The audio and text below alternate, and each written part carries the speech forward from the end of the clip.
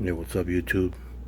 I'm making this video because I'm getting this hum coming out of my sub in the garage. I don't know if you can hear it, but just a hum whenever my stereo is off. I get this hum. So I got it hooked up with the RCA, some old ass street wires off of my one of my cars that I had. But I don't know why I hooked up a different receiver. So now I'm getting this hum coming out of my sub when the receiver's turned off.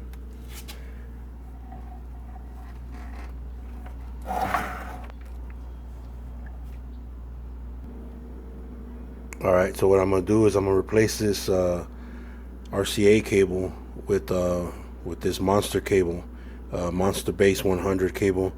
It's a dual shielded cable, and it's supposed to help with that interference noise that we're getting.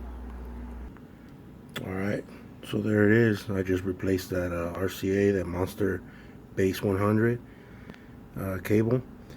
The humming is gone.